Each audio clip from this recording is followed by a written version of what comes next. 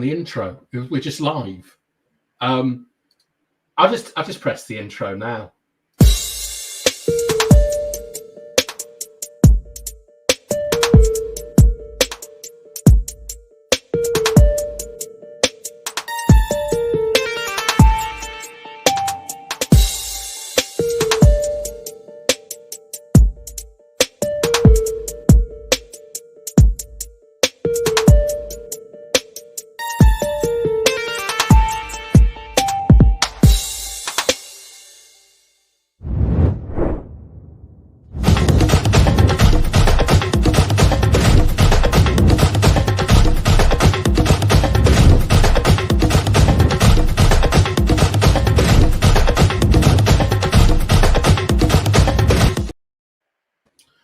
Good evening. Welcome to the Manchester United Agenda. You didn't see anything. That show started exactly as I wanted it to. It is the 31st of December. No, it's not. It's 31st of October. It's a very spooky day, Yabba. How do you normally celebrate Halloween? I do never, ever celebrate Halloween.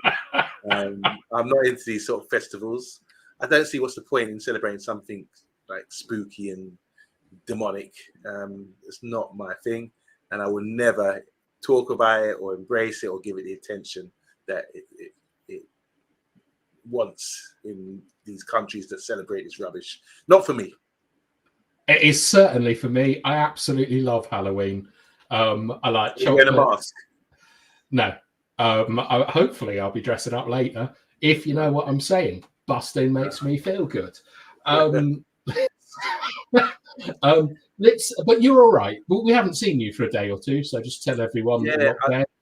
I'm just unfortunate, guys. You know, the big game yesterday. When I say big game, it's nice to see us handing out some licks and scoring goals, and you know, it must have been great watching that live. Unfortunately, I wasn't able to get any footage. I wasn't able to watch the game at all. Rushed home, and I couldn't find it anywhere. Couldn't get it on my TV or my Sky or anything like that. Everything was just shut down. So really gutted that I missed the action. It would have been, my mood would be a lot better having seen it. Watching these sort of highlights is not good enough. But it's exciting times at Man United right now, isn't it? With the new manager, Rude. You know, he got enough love yesterday. It's really nice to see him. He deserves it. He's a legend of the game. And, you know, his chest must be swelling up right now with what happened yesterday. And, yeah, it's so many funny things going on.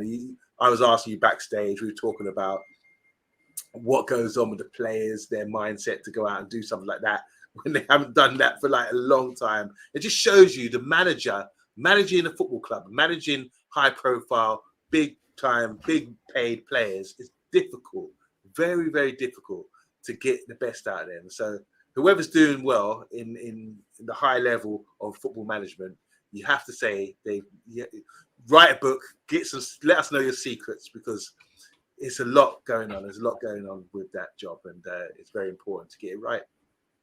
All right. Well, before Mr. B joins us, should I go through some comments, do you think? Yeah, I want to hear what the people are saying. Are they buzzing? Are they happy? First of all, we got Solo. He was really happy yesterday, which was nice to see. We've got Steph. She's actually turned up on time for work for a change. We've got I Am Titanium, who's just saying devilish. We got Simon Warner. Hi, dudes. Happy Halloween. And Steph is bigging us all up. Jeff is here. He's saying, yeah, but me neither. Not down with the devil, brother. Yeah, Jeff is a man of God. He understands. Yeah. Simon, however, likes the first two Halloween films. Do you have a favourite scary movie? We were going to talk about this the other day. A lot come to mind. I like the Poltergeist series. I thought that was quite scary back in the day. And it's Candyman. The first Candyman. Oh, is that the bloke that lives in mirrors and shoots wasps at people? That's right, yeah. Yeah, I like that film. And you don't say his name 3 times in the mirror. Otherwise he appears and he haunts you. And so Candyman, I remember that had an impact on me. I was scared. The thing with horror movies, isn't it? When they get you as a child, is when you watch them, you're with your friends, like, this is rubbish. But you go to bed and you can't sleep. That's, like having sleepless nights like Ten Hag must be having right now. Look, he's gone, yeah, but let it go. Let it go. I did watch a film once called Paranormal Activity 3, and I hadn't seen the other ones, but a large portion of the film was someone's like the filter on their private swimming pool acting up, and I couldn't believe what I was watching. It was so boring. Like, apparently they're very good, but I wasn't into it. So what's the scariest film that shook you up, that got you rattled and afraid? Do you know what? There are two things that, like, I get in terms of films. If something actually happened, it affects me. So, like Titanic, I hate that film because you see people bouncing off propellers, and that actually happened. Like the TV series Chernobyl, like a bloke did basically just turn into a pizza because of radiation poisoning. But in terms of other films, they don't really get to me very much. But the two that got to me one was called G.I. Joe, The Rise of Cobra, because it's about transformation. I have a massive fear of waking up like fat. Like, it's something that really worries me. And the other one was a Muller Rice yogurt advert where they went around throwing Muller Rice on people and turning them into the Mr. Men. And it really unnerves me to this day. It's horrible imagery. So there's an insight into my life. Up Batty Fish. I mean, okay. Nice to see you, Big G. We got 10 likes and 14 people watching this guff. We deserve better. Hope you're full of treats. I had my fill of tricks. Nice. I might steal that. Simon likes the Elm Street films. Do you know what, Abbott? Give me any monster in any film and I'll tell you how you beat them. Easy. I can do any of them. Chucky. What's that one? Child's Play. Just put it in the post and post it somewhere else. It's not really a threat, is it? It's a little doll. How is that going to be a problem? Like, I know it's after me. Burn it, post it, return to sender. Okay. I'm Titanian. Nope is a very boring film. I like Nope a lot. I thought it was a really good film. Grace Sheraton. Oh my God. I've been sacrificing children tonight. I hate trick-or-treaters. They should know better than to bother me after 5 p.m. That's good. There's always one house in the neighborhood we were growing up that we wouldn't knock on their door. There's like an old woman, bushes were growing out, and we'd say she was a witch or something, and she, or an old man. What, in London? Yeah. I suppose like that, the countryside as well. But this is in the 70s, we were growing up then. It's really always there's two houses that we said we don't mess with. Don't walk across the road when we walk past there, just because of the way the people look haggard, and we thought something dodgy was going on in there. So yeah, it'd be Grace. I mean, I knew everyone in the old village in Corby, so like there were no witches around, but there were estates that like you had that you were told were scary and things, but all I ever did was run around playing football. Simon is dissing Titanic. Jeff, war movies? Yeah, no, I don't like war movies. Anything real that actually happened, I don't like. What was scary about Nope? Nothing was particularly scary about Nope. I just found it very interesting about how it's about exploitation, exploiting things and fetishizing like experiences to put online. I thought it was a really interesting film. But if you didn't like it, you didn't like it. Evil Dead. I remember watching that when I was a kid. That got me. That got me pretty scared. That was one of the first video nasties, wasn't it? They had to change the ratings for it. I haven't seen that. Right, yeah, it's quite horrific. I think what you said earlier is true. Why I like Poltergeist, or what it got to me, because it's like the realism. With Freddy, Nightmare on Elm Street, the realism's not there. You think, okay, well, if I could 1, 2, Freddy's come for you, you don't go to sleep sort of thing. But with Poltergeist and these other films, it's the realism. That's a good film. It could actually happen. It couldn't happen. Well, I remember when I used to sort of go and watch movies like VHS days at my friend's house and walking home. There'd be a leaf walking behind, not a leaf walk. I'd hear a leaf on the street or something, and I'd be so highly strung and tense any sort of movement, anything, and I'd be ready to run. I remember running home a few times from my friend's house after watching a horror movie, just scared. I thought you'd be like in a combat stance, like karate. If a leaf falls on the street. Yeah. Thank God for no camera phones back then. Actually, I could.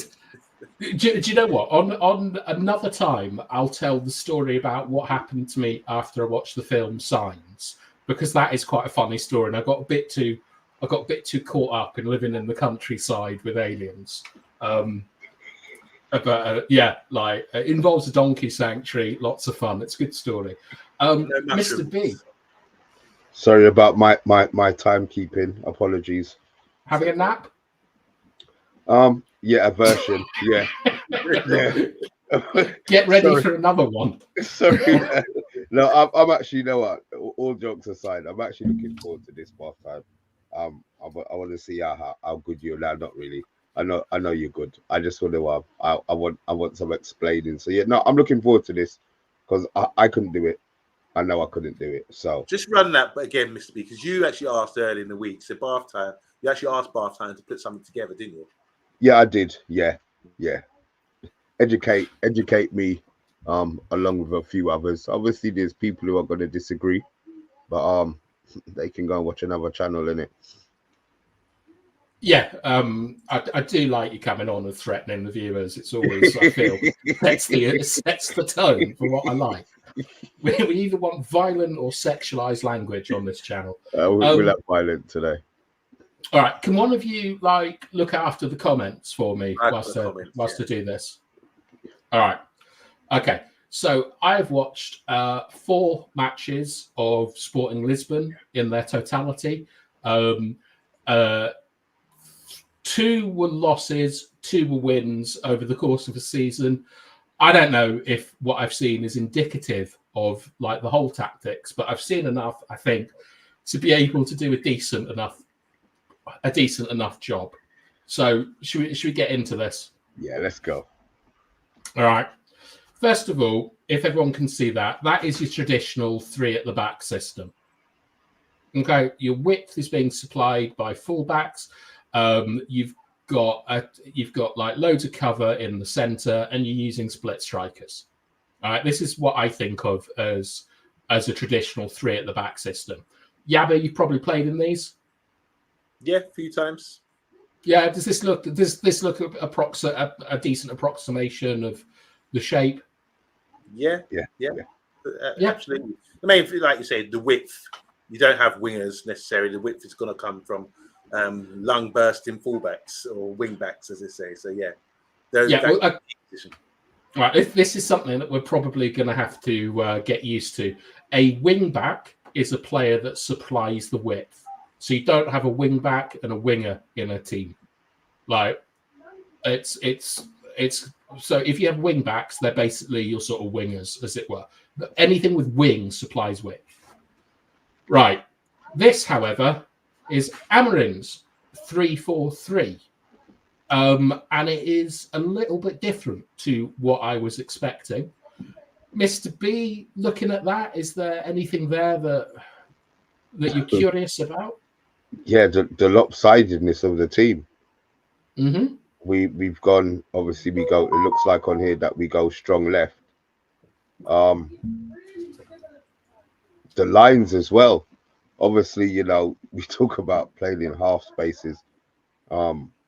Yeah, it's I'm not gonna say I don't understand it, but I always go for symmetry. So I would have gone for obviously how it was the traditional one. But yeah, okay, we've got some explaining to do here.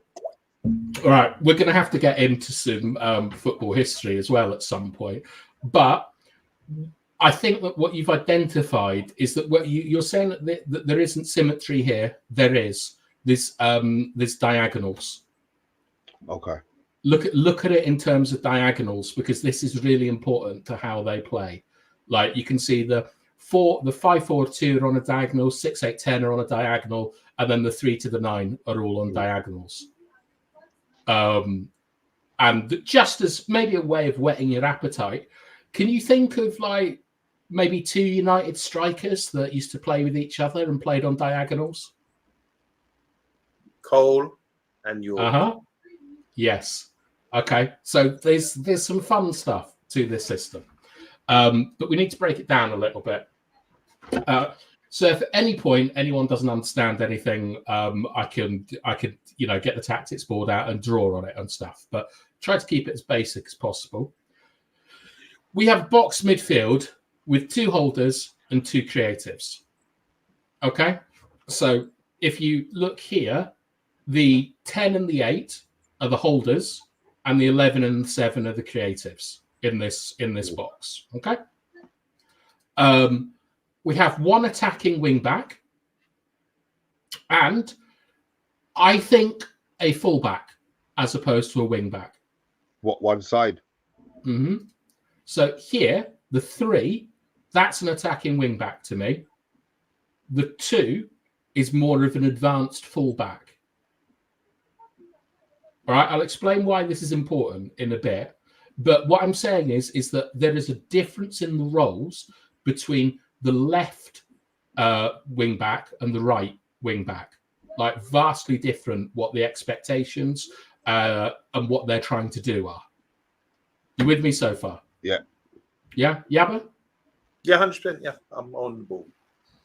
Good. All right. Wing backs are in the wide areas, but I am not convinced that this is actually a back 3 from what I've seen. I think in principle, it's an asymmetric back 4.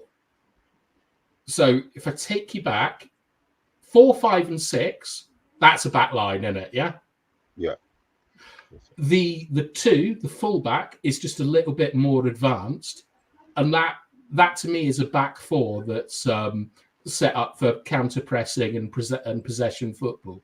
I wouldn't like looking at this. I don't think I would call it a traditional back 3 like this, where you see the distance in the channel between the 4 and the 2, and then you look here and the 4 and the 2. Like that space is the same as a fullback as a back 4. It's just at a different angle. Okay. Are you with everyone with me on that? Yeah. All right. Has anyone made a comment of any interest? Yeah, there's quite a few comments on this. This is really interesting. Should we go into comments? Yeah, of course. Can you see them? Oh, you can see them now, can't you? Of course. Yeah. All right. So Grace is saying, I was hoping that we would play this formation. She brought up the formation there. United try to build up in the 3 anyway, so it shouldn't be a big issue. Agile Beast, how you doing? Simon saying here, I just wonder if this is the formation that Rude will choose on Sunday, 3-5-2. Tyrone, how you doing? Says, I don't think Dalot is fast enough or fit enough to be a wing back for United. His crossing ability is poor too. That's outrageous. It's definitely who was that? Sorry, whose comment was that? That's Tyrone. It's Halloween. He's been possessed by his brother to come up with nonsense. Really, Tyrone? Diego Dalot, I think, is the fastest player in our squad. Definitely over 100 meters. I think he'll be our best option. I think he's our best option for right-sided wing back if we played it. I've got a mental one. I think he'd be ideal. I'll show you what I think our best team is later, and I'm fully expecting to get shouted at. Guys, Stephanie Griffiths. As Bath Time is doing his team, just drop one down. Just drop one down in this formation, and we'll get back to it if we can. Well, actually, I think we should wait to get the roles. Yeah, no, exactly. It's not a problem. It's not a problem. It's just keep an giving idea. us scary films. Yeah. Don't listen to Mr. Beast. It's definitely saying here, do wing backs need to have big ears? No, wait, that's wing nuts. I want to say hi to the beautiful Christine Howley. How you doing? It's my woman.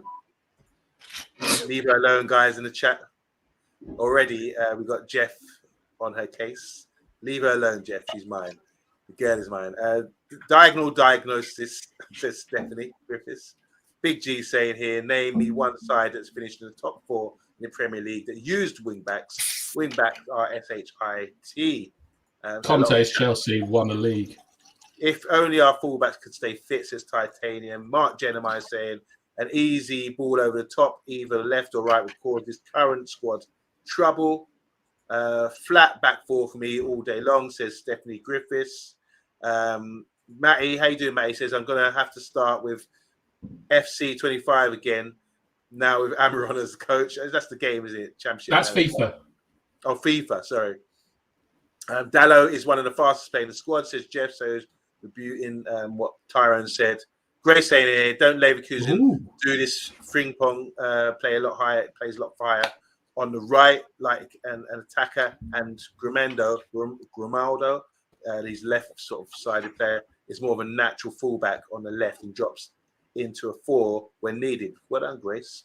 Mark Jennemeyer saying here, I don't trust Dallo going back from an advanced role. He switches off way too many times. And here's the team here quickly. Without the roles, we haven't explained the roles in the team, but you can see here he's got Onana, back 3, centre backs there. You can see wide guys would be Dallo and Dallo. There's 2 Dallos in the team. So actually, I tell you what would be quite interesting is to find out who people think can play the wing back position. Yeah. Okay. And if you pick Anthony in the squad bar time, then you're fired. All right, there you go. That's enough. All right. Okay. Right. I want to talk about overloads. So here, this is how I see the back 4 as working. So in the first one, we've got the number 3. He's the attacking wing back. He's moving into like wide and interior areas. And the 2 is making that back 4 with the 3 centre backs. Okay, and then you can see it on the other side. Right? Is everyone happy with those movements? They understand what they're about, what they're doing. Okay, I find this extremely interesting, and I'm going to be honest with you. I've only ever played a 4-3-3, so this is like a lot of this is new ground to me. But I think what this is about is in-game solutions, because it allows us to get a +1 in different areas of the pitch. And if we've got a +1, like Mr. B, do you remember we talked about like rondo structures and things like that where we outnumber people? Yeah. You also have them defensively, where if you have 2 centre backs up against 1 striker, 1 centre back can do a sort of Varane job and sweep up and cover in the areas, and the other one can do the Yabba job, hands on the man, heading the ball, shouting, running forward, being aggressive. You like so much of modern football is about trying to have some kind of overload, typically numerical, so having more men. So when you look back at the 2 and the 3, you can see that these guys can either move into attack to outnumber the defense, they can move into midfield to create a 5 or a 3, and of course, like in defending in a block, they can come back as well. So these wing backs need to be comfortable out wide and in central areas, receiving the ball at all angles, and that allows us to do lots of fancy stuff. Is that clear? Have I explained that properly? Yeah. I'm just looking. Yeah, sorry. I'm just think I've got things going on in my head at the moment, looking at this formation. Yeah, we're going. Yeah. Just quickly, can I ask a question, Bartham? Yeah, sure. So you watch a lot of sporting. You got sporting on the brain right now. Are they wide guys good? Very effective.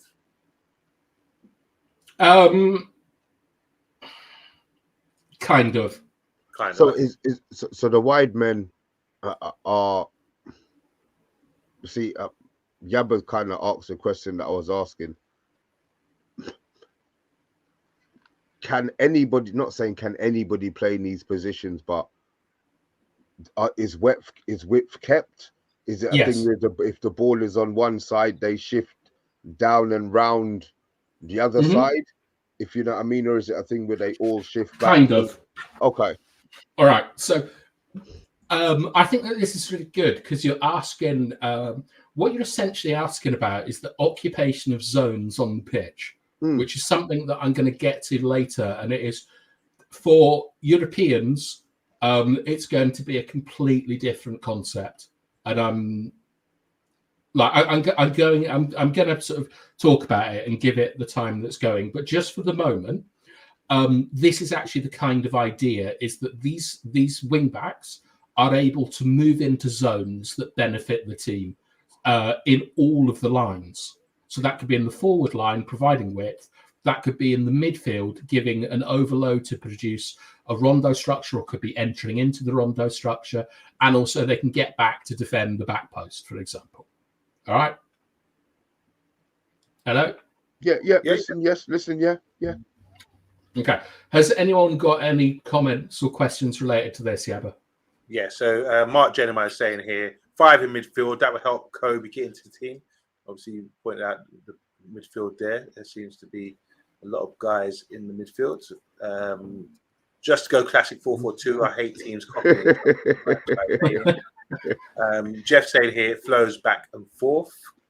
Tyrone saying, Liverpool said no to Amorim because he plays 3 at the back, apparently. They weren't prepared to budge on their style or ethos. And we've got Simon saying here, Ten Hag's 4-4-2 didn't always work out. No wonder we were failing. And can Holland do the Swedish striker job? Gyökeres. Well, we'll talk about the role of the striker a little bit later. I like this comment though. Missionary sex and a flat back 4 goes hand in hand. Oh Lord have mercy. All right. So I want to talk a little bit about the build-up because I find it really interesting, and it's not what I was expecting at all. That is their typical starting shape when they build up. Yeah, but what are you noticing there? Like, what is anything coming out to you? Well, the thing is, you are allowed defenders in the box now when you're building up from a goal kick, for example. So I'm kind of first thing I noticed, I'm surprised that the defenders are actually in the box. Their sort of starting position seems to be outside of the box, and it's just the goalkeeper in the box. But I imagine there's going to be an advantage for that. And also that there's the wide men are hugging the touchline, so they're going to have to be reached. They're not tucking in into the middle. So yeah, there's a lot of width there, but usually I would expect maybe one of the wide men to be tucked in, and I would expect someone in the box. That's my first thing I notice. Mr. B? It's the symmetry part of it that does my head in bath time. I don't like the fact that that striker is all the way over there. If you move him 10 yards down the screen towards the bottom of the screen, then yeah, I understand it. But yeah, it's the lopsidedness of it that I just don't understand. Okay, we'll get to that. It's just it's kind of about counter pressing, to be honest. But this is the build-up, and I've forgotten because I did these this morning. Okay, so I think I've got an animation. I'll have to check it's the right one. But this is it's not like playing out from the back the way that you would expect it to be. It's very meat and potatoes the way that he plays. So very deep in build-up with the box dropping. So the 11 and the 7 are in the inside areas here. They're going to drop in to receive with their back to goal. And what's that? What they're trying to do is that they're trying to create large spaces for that number 9, Gyökeres, to basically to bump people around it. And he's going to do that in the channel. And then when he gets the ball, the rest of that midfield spring up. So what you probably want is to see it in action. Yes? Yeah, that'd be cool. All right. I'm hoping that this is correct, but if you give me a second, I will share my screen. You watched a losing game, did you? Yes, I was 5-0 versus Manchester City. Wow, so that's interesting. So we can see the negatives to the system as well, I imagine, why things aren't working. Why isn't this loading? Sorry, this is wildly unprofessional from a channel of our quality. All right, very, very basic animation here. Yabba, if you can talk us through it. So it's a goal kick. Obviously, everyone's outside the box. We're in red. The new Man United under Amorim. You can see some movement there. It's gone out to the wide 4. And he's played it into the channel for the striker. It's very direct. So, bloody hell, wasn't it? yeah, bypass the midfield. And so what do you see going on here? Well, the two, like you just said, 7-11 are dropping and taking the which is actually creating space for the striker, I imagine, because they're taking the 6 and the 3 out, and then leaving sort of a striker to battle it out with a couple of defenders. All right. So yeah, it's as I say, it's shockingly direct. But like, look, what you've got here is just a standard just basically a sort of standard press where you've got a front 3 and then you've got 2 midfielders locked on. The issue with this system, right, is that these players here, the creative ones in the box, are going to go and look for someone to lock on.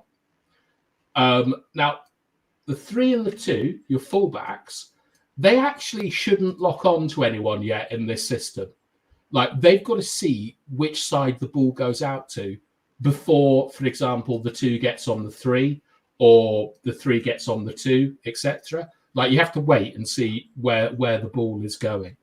But they've created a big central space around here. And this guy here, Gyökeres, big, powerful boy, right-footed. He likes to get the ball in that channel and then drive in on his right foot. But the movements to me are really interesting because they've got everyone deep here. They're trying to create that space.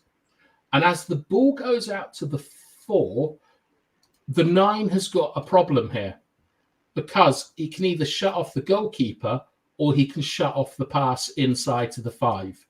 That's all he can do in that situation without committing too many people forwards. So that they've gotten out a lot of the time. And then here, this guy, left-sided centre-back, these guys can move and create space. This guy come in, receive with his back to goal. But this is what I really like, is that the wing-back here has made a run on the blind side. So he's given their fullback a real issue. If the fullback goes with the 2, the 11 is free. Okay? Right. So you don't want to do that, do you? You've got to protect the centre of the pitch. Mm. So what that means is that the 5, the centre-back, has now got to come across and cover the 2, and it's left us one-on-one out here. Yeah? Do you see where it's going? And then that's why it's so direct. And then do people always fall for it? No, they don't. But the thing is, right, is that the kind of variations that you can do is you can, with the 9, the 9 can follow the ball out here and really put double pressure on the 4. Yeah. That means the ball gets played inside, and rather than playing around the block, we've got to play through the block. Or the first time it happens, from what I've seen, this 3 here, he goes with the 2, so that now the 5 can be here and that they're more protected. And that means that they're then going to try and play through the middle with one of their number 10s, like coming in. So it gives you a lot of variety, and that's only against a press that's using 3 men. Would you like to see one where they use 2 men and they're a bit more conservative? Yeah. The opposition are more conservative, yeah? The opposition are more conservative. Oh, sorry. Whenever we do this, my mouse never works correctly.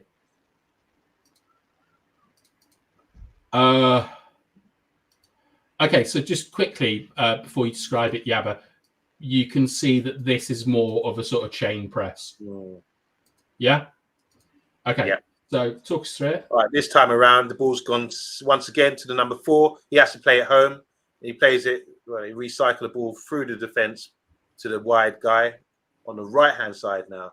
So he plays it to the guy he plays at home and recycles it to the 6, to the 2 on the right side, and everyone shuffles over. So whereas in the first slide, he would play it down into the channel, the left-footed centre-back, Martinez, we call him. This time, he's under a bit of pressure, and he decides to play at home.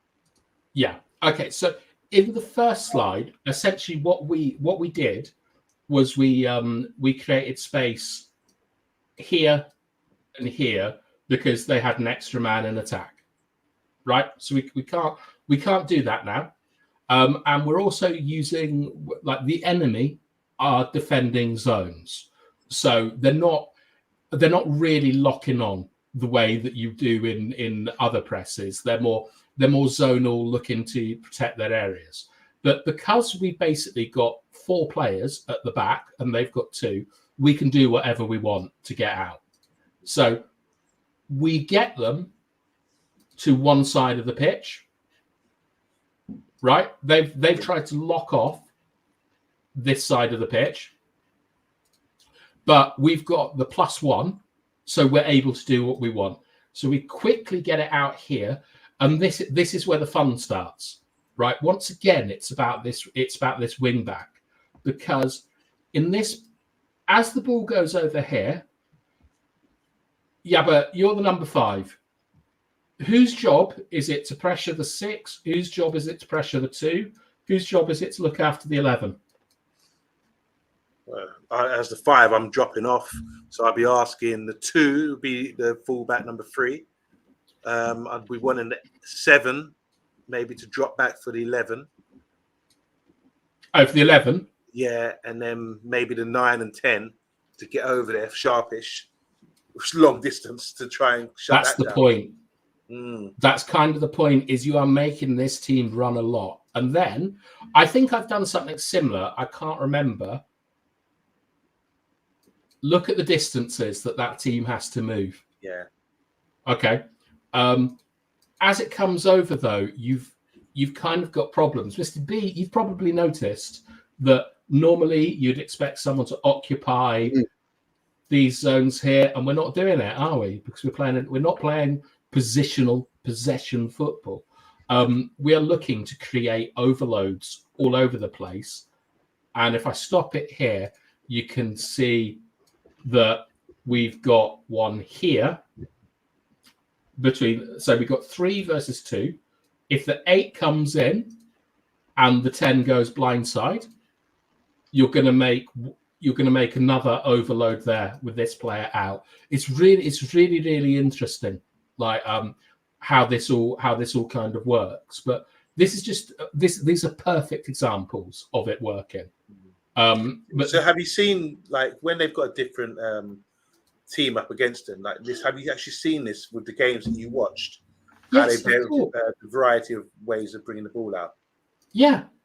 Wow. That's why I've included so the players it shouldn't take long for the players to pick up what to do in situations. You're going to need good ball players for centre backs. For one to play the channel ball, the other guy to play it around, to be good decision makers. Rather than playing it into danger areas. Is it quite the sort of criteria of the player? This is what I want to know. The criteria of the player. I've got the criteria. Do we have the players that tick the box? No, of course not. All right. No, look, I'll tell you what the difference is between what we're doing at the moment is that when we play out from the back, we're essentially baiting a press by trying to get enemy players, to move out of their zones. At the moment, at Man United? At the moment. Under Ten Hag, okay. Yeah. This is very different. Well, it's not very different, but the difference is that we're trying to exploit areas to attack. Mm-hmm. Okay, so rather than moving the man, we're creating space in different areas of the pitch, and so when you're trying to move a block, you actually want to be quite slow on the ball. I know it sounds counterproductive if you've never played football, but when you get the ball, you wait until a guy commits. And when you look at United playing out from the back, you think of Maguire and Lindelof. Everyone always complains about how ponderous they are on the ball. They're waiting for that block to commit itself. With Amorim's system, it is very much go. It is a long ball, or it is you move the ball quick to make that other team run more. So it might be easier, to be honest, to play, but it requires a lot of physicality, a lot of good engines in the team. And if we try and play through the center of the pitch, every one of those players is receiving the ball under pressure with their back to goal. And in the games that I've seen in Europe, this is a lot. Lisbon get undone a lot by overestimating their physicality, which is a huge alarm to me. But there you are. Have we got anything? Yeah. So in the comments, I want to say hi to Footballing. He's saying hello. The new manager will probably buy a goalkeeper and a left back. So obviously he's been doing his research and he's come up with those two positions. Mark, how you doing? He's saying good evening, bath time, Mr. Bean. Yeah, but a big up everyone in the chat. How you doing, man? Good to see you. All right, here we go. Talking about guys already at Sporting that we've sort of touted before. That's Matthew Bassett. It's Pedro Goncalves. He's a hybrid 10 or a left winger. He's saying here. Talking he plays Sporting, obviously. Weeds are better saying 11 and 2, going back to the animation. Pull the defenders to create space for the not 9. He means the 8. Yes. Yeah. Weeds he's a man after my own heart. I love pulling defenders as much as you do. Very good. Weeds are better also saying here. We'll play Ante as wing back. No. Tyrone saying here to meet guys. It's Tyrone's younger brother. He thinks Amorim is going to be your new saviour after Ten Hag. Deluded like most United fans. Let's see how long Amorim lasts. Good night. How does that happen? How did two brothers end up supporting a different team? I never understand. Have you spoken to Mr. B and his brother? Yeah, and he doesn't understand it either. Iron Titanium. Rashford should have been sold a long time ago, but he's Manchester United's Robin Hood. That's from V. How you doing, V? Good to see you. Mr. B, is it like, the first son goes into the army, the second son goes into the church, the third son joins the Navy? Is that the system that the B's have? Yeah. There was no way we were going to pick the same team. We don't argue. We're really close, to be fair, but yeah, it's everybody says it's weird. It was normal for me to have two different teams. It makes vibes in the house. You don't want us both sitting down cheering at the same time. You get no rivalry, man. I don't know. I mean, but I think you're more on like my side. Like I love that your connection to Manchester United is from calypso music or whatever that thing you brought out was. I think that is wonderful. And like for me, my whole family supports United, and then there's some Rangers on my Scottish side and some Atletico Madrid on my Spanish side. But yeah, like all United. It's like a lovely little cult. It's great. I like the fact that it's different. We'll all be disagreed and agreed on the same thing most. Yeah, life's a tapestry. Yeah. Matthew Bass is saying here, my brother and sister both support Arsenal. So imagine that. Imagine the arguments going on there. And Simon saying here, Matty, am I the only one in my family supports United? Sometimes for my sins. Recently it has been anyway.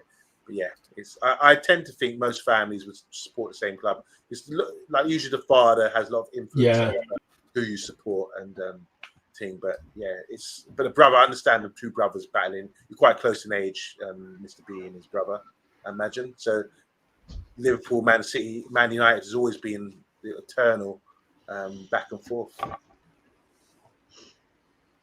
All right. Here you go, but this is more about the roles that you wanted. So in defence, you got two outside centre backs, one central centre back, one inverted wing back, and one advanced but traditional fullback, in my opinion. And we're going to talk about what they need to be good at and stuff. Okay? Good. So one of the outside centre backs, in Sporting's case, the left-sided one, must be an elite passer of the ball. Because he is the guy that is bagging it 30, 40 yards to Gyökeres or is feeding it hard into their midfield. Like Tick that box. We're ticking that box already. Maybe. We'll see. Not for me if you're talking about Martinez. But yeah, I think that he's most likely to be used in that role. The other outside centre back, so the right-sided centre back, you are looking at a proper athlete because the inverted wing back is far more attacking. So it's essentially, if you think of Manchester City, it's the difference between Ake and Akanji. Like Akanji is a man's defender, pace, power, athleticism. Ake very similar, but is a bit more cultured on the ball and is less athletic. Are we in agreement over that box as well? Then who are you thinking? Returning Euro. Okay, I like that one. Okay, now both these outside centre backs have to defend wide areas 1v1. You're talking Saka, Salah, Grealish, Cole Palmer. They've got to be able to consistently win duels against those type of players. All right. So Euro and Martinez definitely in that category.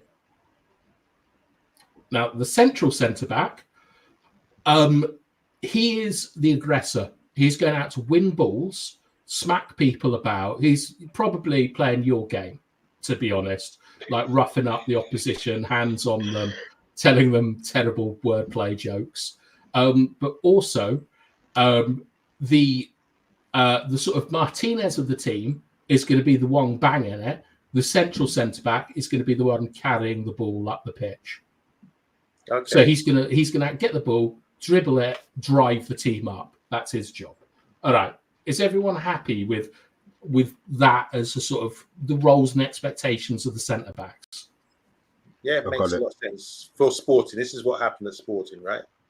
Yeah, just on the comments, the left-sided centre-back at Sporting is Inacho. Someone's been touted after. Yeah. And we've got Matthew Bassett again saying they also switch play a lot from left to right after drawing opposition players in. And V is saying here, I would like to see how Diego Dalot manages in the new system under Amorim. I think United need wing-backs who are more athletic and rapid. Dalot's no slouch, but United need faster players at wing-back. That was suggested earlier by Tyrone. I'm stunned at the fact people do not understand. For me, Dalot is one of the fastest players over long distances in the Premier League. I'm stunned people think we need a faster player than him. Like if our squad was to do 100 meters, I think that Dalot wins. No. Like I think he's faster than Rashford. No. Over that distance, 100%. Who's faster than him over 100 meters? I think one of the Maguire? Euro could be. I think Rashford could be. I don't think Maguire, no. Anthony? I think Anthony's slow. Anthony's a lot slower. He's quick off the mark, isn't he, Anthony's? Yeah, but we're talking about 100 meters. Like, 100 meters. I think Euro, maybe Haaland and Rashford. Maybe, yeah, okay, yes, maybe him. I agree. But yeah, we're basically Dalot is quick. I wouldn't call him slow at all. What you've got to kind of think about, right, is speed over distance. Like over like 100 meters, I am nowhere near as slow as I am over 10 meters. And Rashford is nowhere near as fast as he is over 10 meters, he is over 60, 70 meters. Like you just have to look at his duels against Upamecano or anyone this season. Like Rashford's not powerful over long distances. Our most powerful runner over long distances, I think, is Dalot, but I would accept that Haaland might be close to him. All right. What have I got next? Wing backs. All right. This is crazy. Both of them need long-range engines. And I'll tell you what a long-range engine is. It's one thing to be able to keep up with a player. It's another thing to be able to keep up with a player and dominate them. If you look at Onana Where's he at? Villa? Yeah. That guy can smash you up from 10 meters to 80 meters. He'll stick with you. He'll get his body in the way. That's what you need from these wing backs. You need them to be effective over long distances at challenging their player, not just keeping up with them. Is that a clear distinction, Mr. B? Yeah. Yeah. Also, these wing backs are engaging in direct duels. This is very different from the job of a winger, where a winger, when he is defending, the majority of what he's doing is stopping a pass inside. Like, he's trying to slow his man up and he's trying to get it inside. Wing backs are not doing this. What was that about RUBEN fast? There's a speed check on him saying he was just under 36 kilometers per hour. I think it was in the top 5 of the league. That's from Agile Beast. Thank you, Agile Beast. You see, I can do this as well on Monday, where I see a comment that supports me. Just bring it up. What was that one? All right. So this is important. Like, when you're talking about Ahmad and Garnacho and people like that, thinking about them at wing backs, they are making their challenges and they're doing defending face to face as opposed to side on. So it's very, very different. V, get distances out over 60 meters for me. I'd be very surprised if anyone's better than Delo in our squad. Right, wing backs, you need good delivery from both of them. All right, that's from the byline, that's from the half space. That's you need them to have quality. Yeah.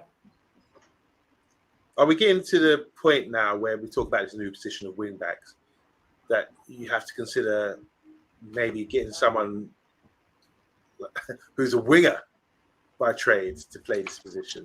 Because when you look at it, Leverkusen, Frimpong, he's basically a winger, isn't he? He's always in the final third. He's got those attributes, what you say here, which the wing backs need to have. And also, you need to be able to link up. When we had Wan-Bissaka, if he was in the squad right now, it'd be unfortunate for him because I can't imagine him ticking the boxes, having this sort of criteria either. So, yeah, it's a very specialist position. It seems like it's a very important position from what you're telling us here, Bathtime. Yeah, it's the thing is, right, is the athleticism is probably the most important part. So Rashford could never be a wing back. He's not able to keep. He's an explosive player. So he's great over 20 yards, 10 yards, not over 60 or 70. But it gets even more complicated, Amonde. But nice, Titanium. Do you know, I'm not going to spoil who I think the inverted wing back is going to be yet, but I'm hoping someone might have a clue now. So the inverted wing back, he's got to be able to dribble, shoot, play first-time balls, pass, combine, get up and down, attack the channels and things. I mean, I can only think of one player in our squad with an engine who can do all of those. Are we supposed to be naming them now, yeah? Just have a guess. I think Mason Mount. I was going to say Mason. I had Mason Mount in my head, but just because that would kill him. I would never consider that before. I would never consider that. But when you talk about the engine, and I'm also thinking about someone who's intelligent enough and doesn't panic on the ball in those positions. Even with Mazzarelli, whatever his name is, Maz, I've seen him in high positions in like crucial areas. And he's good, but I think there's better out there. So I want someone who's got good creative skills, good link-up play, and a good engine as well. And I think, yeah, Mason Mount ticks those boxes, but probably not him. No, I'll tell you who it is later, but everyone's going to get angry when I say who it is. What's next? Oh, more stuff. I told you this was going to be a long show. Right, the base of the box. So these are the two holding players. I mean, the jobs that they've got, incredible. They've got to be able to receive the ball comfortably with their back to goal. All right, and that's in Portugal, not in the Premier League. Like in the Premier League, you think about the players that are coming in. You've got to be able to take that ball at all angles, shield it, and then be able to combine. It's going to be very, very difficult, to find players that can do that. But one of them is basically just your lump enforcing. Like the ones that I saw were Paulinia, who went to Fulham and then Bayern Munich. They've got a bloke now called Jummond or someone. That's going to be your traditional number 6. And then the guy next to him, like, so if you want to call it a double pivot, the guy next to him is the engine. He is going to cover spaces. He's going to join the attack. He's going to have to get back. And both of them need to play the ball out wide in order to open up space whilst receiving it under pressure. All right. Are we good with this? Yeah, when you're doing all this, it's great stuff, Buff. I'm always sort of considering who in our squad ticks the boxes. I've noticed the beaters as well. I mean, these two guys here is really crucial. I read today in the paper, just paper talk before even the show, they were saying that Ericsson and Casemiro wouldn't be favoured by the new manager. So everyone's doing their research at the moment and going into it. But judging by this, these two base box players, so saying receive the ball is back to goal under pressure. One player is physical, sitting enforcer. I think we've got Ugarte, that sort of rings bells for me with him. One is the engine, needs to cover spaces in attack and defence. I don't know who that could be, and need to find the wing back to open the block. I think someone with good passing. I think Kobe. It's a tough one. So it seems like the engine to me is Ugarte. Yeah.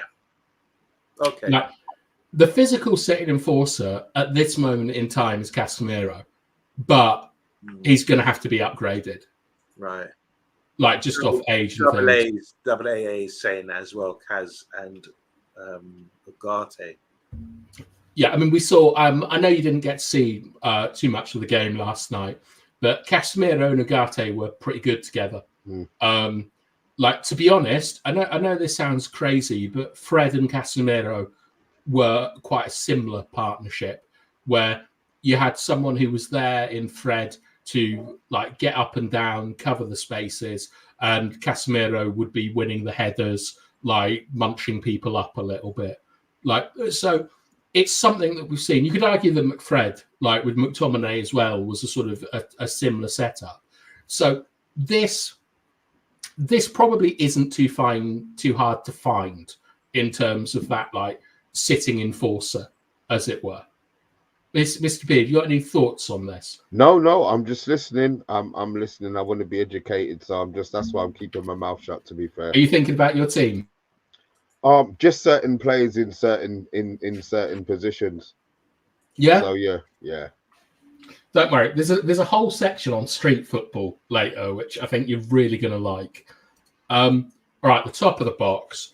My God, when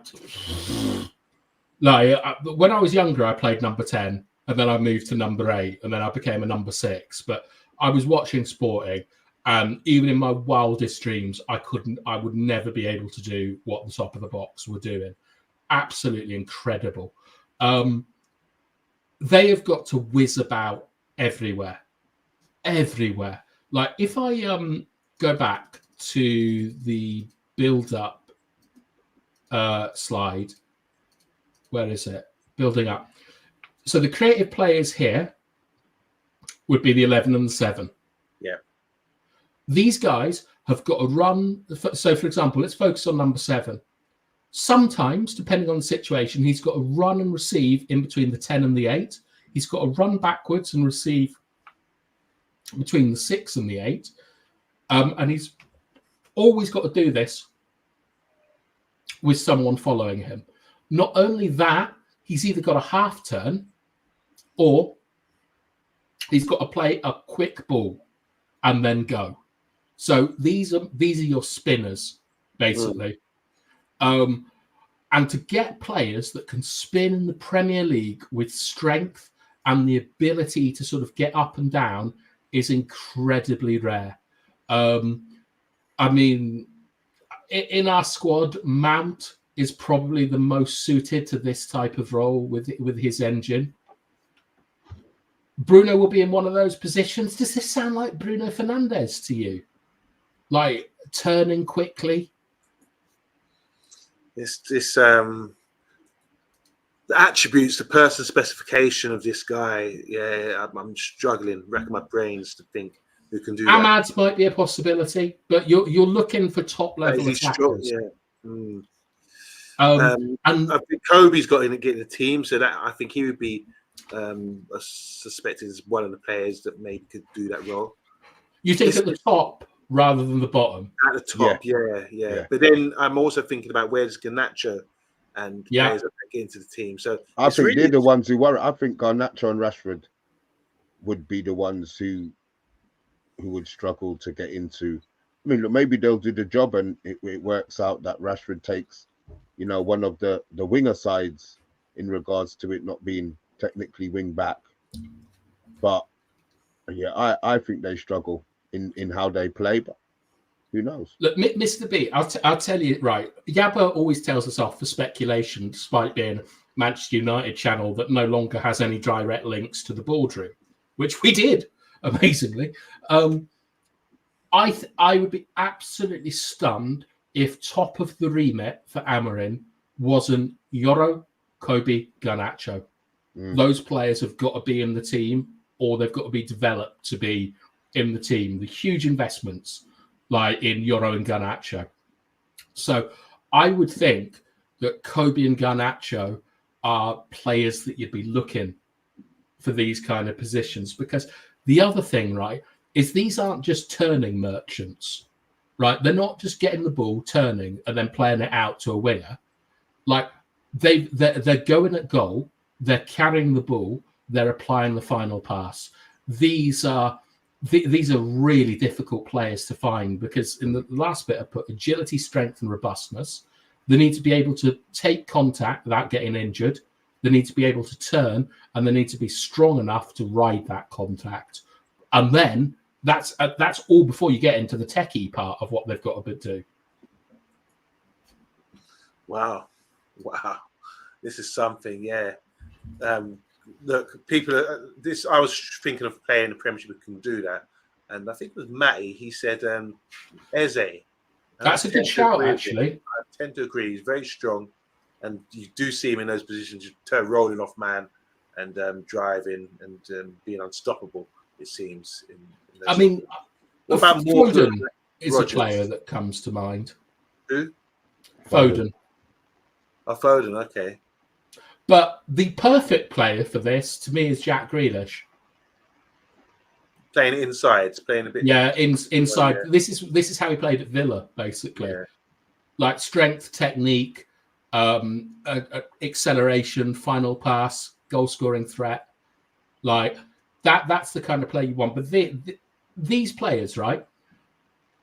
These are top players that you need in these positions. Like players like Vitinha. PSG are an example of this type of player, but we're a top club, so we've got to get our recruitment right.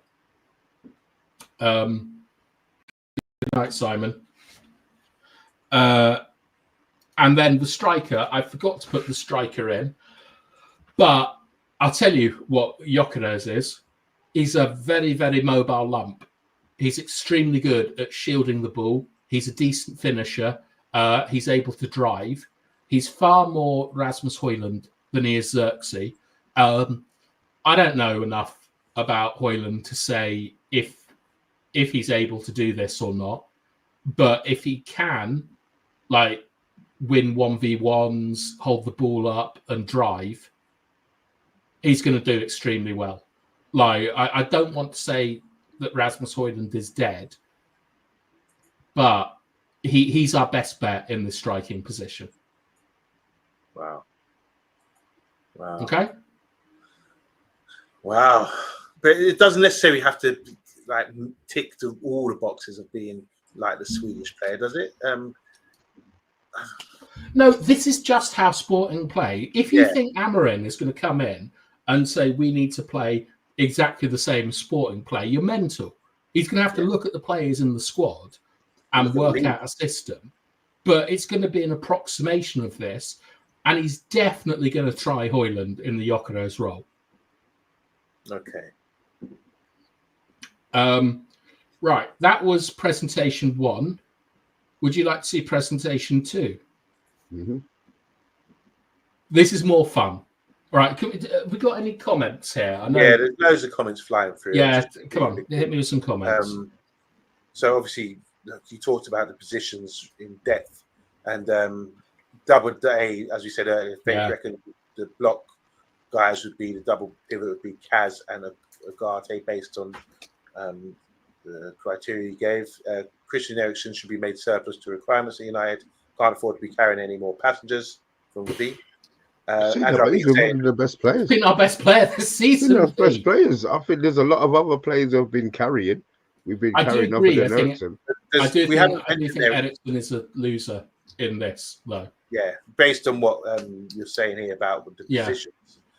Mount runs about, and that's it. No goals, no assists, no through balls, no key passes. Good at keeping Luke Shaw company on the adjacent injury massage table. That's funny. Fred was a brilliant player. Another was underappreciated. V for Simon saying here, Eriksen has had quite a few good matches lately. Best midfielder. Titanium says Fred and Cass similar players. No, I am Titanium. Like, hang on, get that back up. We need to. These people have typed out this idiocy. We need to dissect it. I said that Fred and Casemiro were similar to Ugarte and Casemiro, not that Fred and Casemiro were similar players. So pop that in your joke book. Here's some players here. Ex-Barcelona, is it? Trinenko, Gokares. Yeah, you can see. Have a go at the names. Trinkan. Oh, sorry, let me try again. Trincano. Gokares. Yokarev. Gokarev. Goncalves. Goncalves. Say again. Goncalves.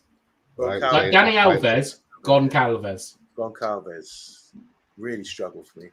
Bruno will be one of those positions, says Double A. Talking about the two on the top of the box. Bruno may struggle in an Amorim team.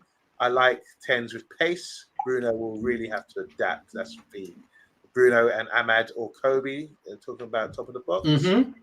V saying here, Bruno is no Kaka. And that's the kind of player, number 10, that United need. Bruno will be wing back, says Jeff. He's said that twice now. If he really believes that. Who knows? V saying here, Ahmad may emerge as a superstar if given a chance at 10. He has the attributes. Matty's saying here, think as we mentioned earlier about Eze. Garnacho may need to learn the 10 role. Rashford might have to adapt to a number 9, Double A. We've got V again saying Matthew Bassett needs some world-class. Eze is not the finished article. He's not exactly young either. He's in mid-20s now, isn't he? If the rumours about Davis, the Canadian Davis from Bayern Munich, are the genuine players will be Dalot and Davis. Makes a lot of sense that Davies rumour, I think. Barella from Inter Milan says Chat Sports. He likes him. Double A saying here, we only have a couple of academy players that are good 9s like Cheeto, Wheatley and Bianchi, and a few others. Only Tabaton. Strikes the ball really well, hard, clean, and pure quality. And Jeff saying here, shock everyone and tell them you want Bruno at right wing back. He wants to know what you want. Yes, Jeff, you're correct. I think that Bruno is going to be the right wing back. And Johnny here saying here, so many people in the chat trying to fit Rashford and Bruno into different positions. They haven't realised Amorim might not want to use them. And V saying, well said, bath time, defend yourself. All right. Now, Chaz, you've had enough information. Start getting your teams out that you think it would be 3 centre backs, 2 wing backs, 4 midfielders, 1 striker. All right. Mr. B, it's story time. La Nuestra is a form of Latin American football that I played for 4 weeks, and I hated it. When I went to Chile, I was part of a European tax dodging scheme that resulted in a couple of Europeans joining a football team because we were more disciplined and we knew what positional football was. So positional football, very, very simple. The Pep stuff is that you're occupying zones and you're trying to get a man in between the lines that receives the ball in front of him. Is that? Are you good with that concept? No, I'm lost. Start again. Positional football, the Yeah. thing that Pep plays, that Ten Hag plays, that pretty much everyone else plays. The whole point is that you occupy zones, so you don't care about what the opposition are doing. You're in your area of the pitch.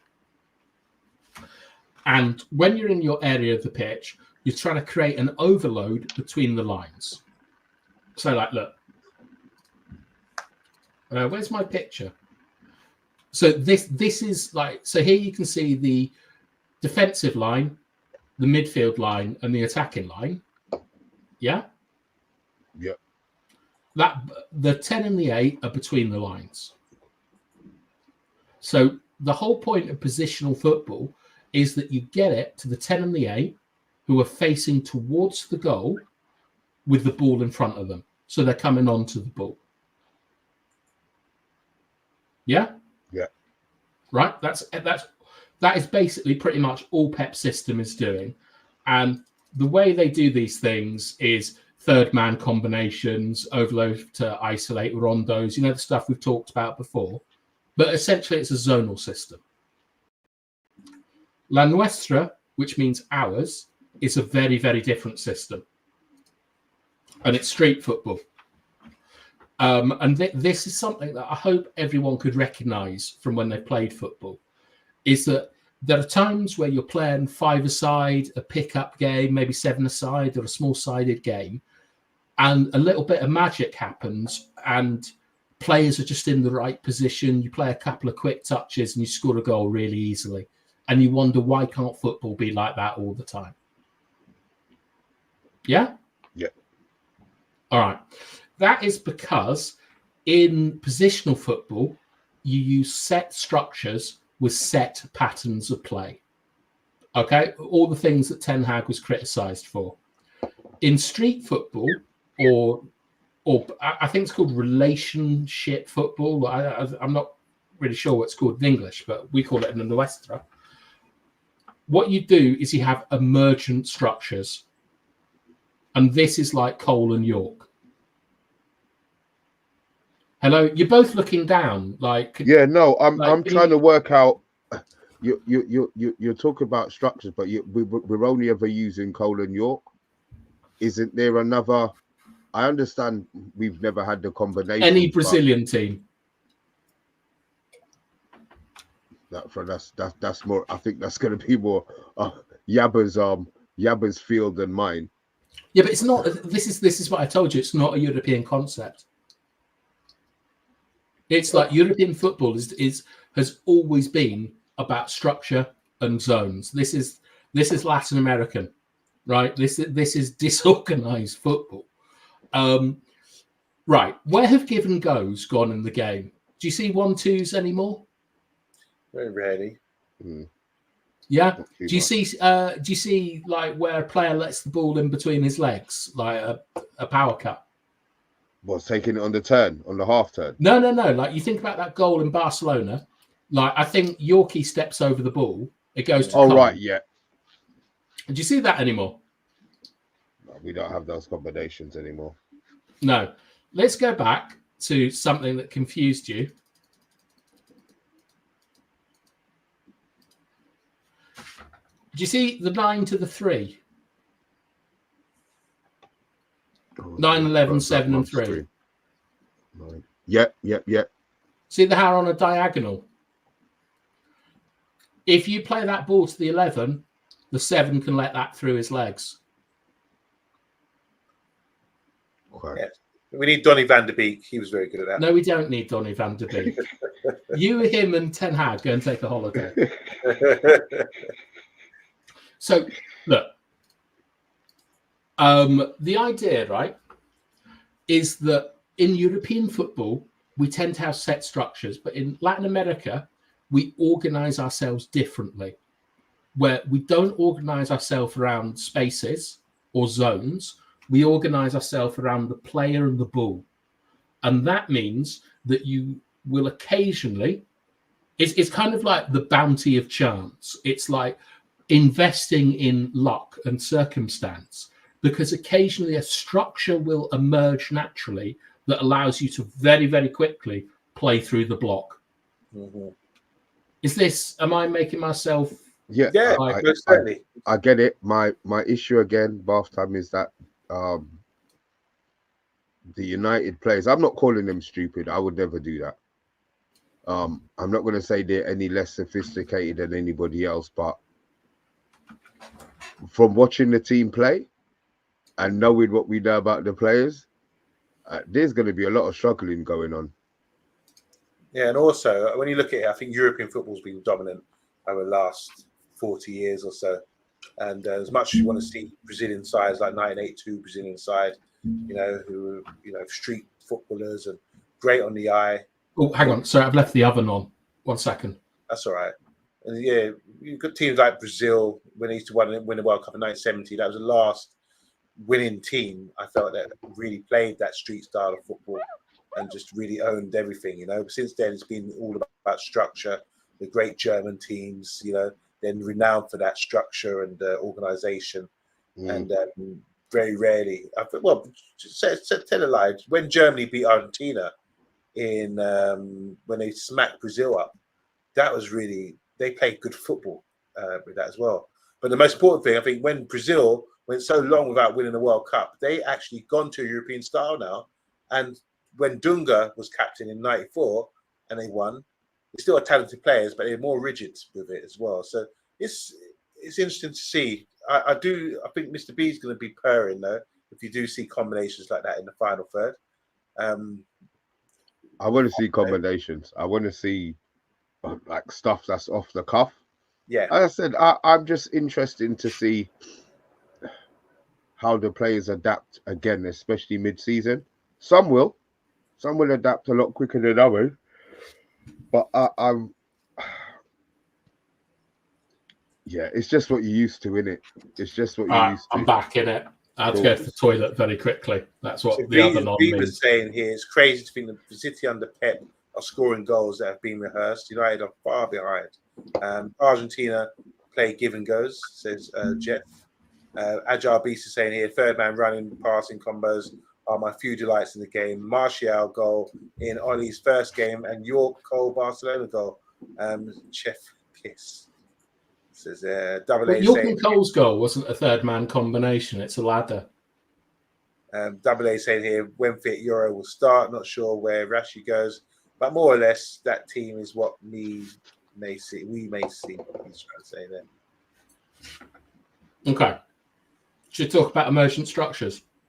Yep. All right. If you have been through an academy system or like you've coached football, one of the most important things allegedly in football is to pass the ball to the outside foot. If you look at any player in the Premier League, they will always pass to the outside foot because it keeps the pitch open. One of my big criticisms about Amrabat was he always took the ball on the inside. Always a mark of a bad midfielder is to take the ball on the inside because it shuts off too much of the pitch and does the defense's work for them, because we know that like things. So even if you look at Salah or Saka or players like that, they will most of the time take the ball on their right foot before they then shift it onto their left and shoot. All right. That's European coaching. All right. In emergent structures, you require different types of passes, back heels, flicks, off your chest. Like, you think of any of the goals that you love, like the sort of the South American goals. It's a toe poking it around the corner, using the outside of the foot, all that kind of stuff. Okay. That's the skill set that you need in these tight situations. And when you're doing this and you're combining and playing little one-touch passes and stuff like that, the most important thing, and I think Mr. B was talking about this, is that it's not so much the structure emerging, because what you should be doing is playing on 45-degree angles or making a run in behind or something like that. It's the ability of the players to recognize that the structure is placed and then spring it. Right. Okay, are you with me, Mr. B? Yeah, I am. I worry about our players and the fact that we're partway through the season by half time. Yeah, but all right. Think about the players that would be able to do this in our squad. When the structure forms, the ball can be moved rapidly through a block. Players need to recognise the structure as formed. Structure forms as players. I'm going for the experienced players here, man. Looking at this, I would be looking at Bruno and I think Bruno ticks a lot of boxes. Yeah, I think Bruno ticks a lot of boxes. Well, you need a kind of picture in your head for this kind of stuff. Like you need to be able to see a couple of moves ahead for this to happen.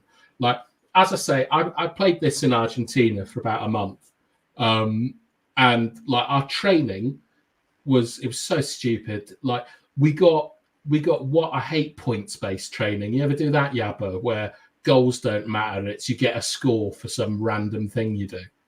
okay. Like 10 passes. Yeah, like this one was if you did like a power cut, like where you let the ball between your legs, you got a point for that.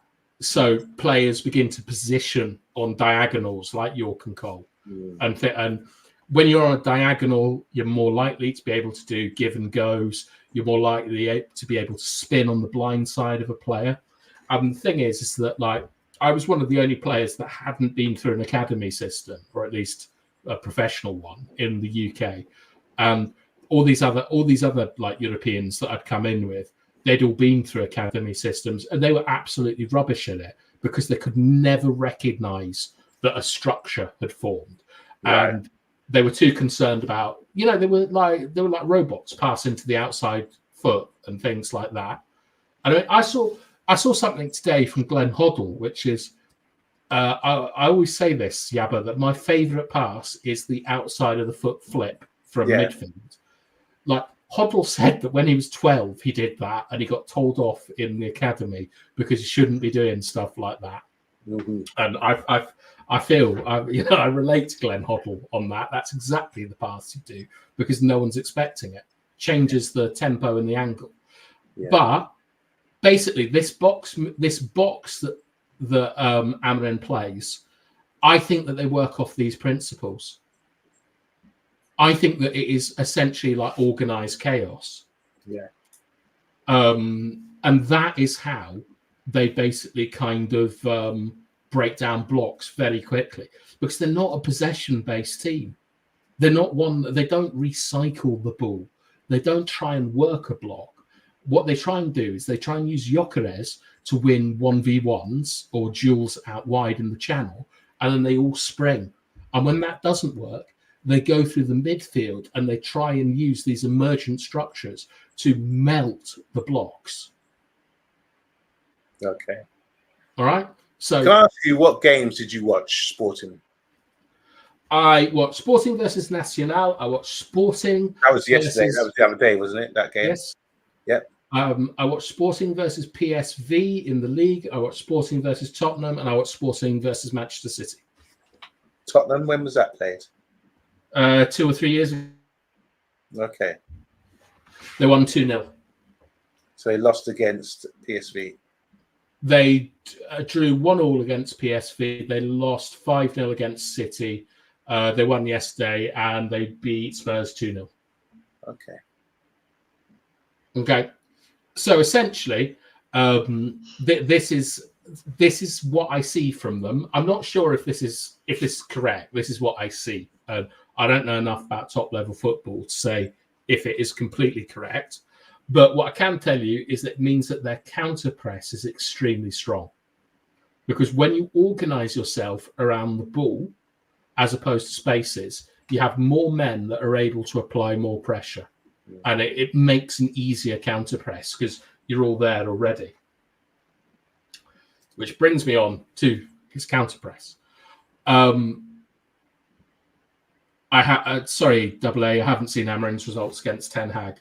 I don't watch a lot of football outside of Manchester United, to be honest. Right, yeah, but do you remember the components of a counter press? No, help me out. Ball, I've got space, ball man space. Space, yeah. Yeah.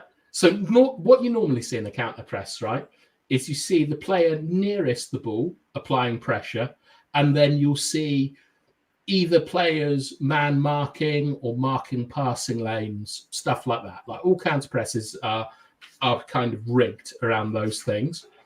For Sporting, from what I can see, the players are able to decide at that given moment what the best situation is. So sometimes they block a passing lane, sometimes they go for the ball, sometimes they man mark, but they always have really good pressure on the ball when they lose it. And me and Mr. B spoke last night about a moment in the United game where, do you remember, Mr. B, we pinned them in the bottom right-hand corner? Yeah. And that's a counter press with lots of aggression.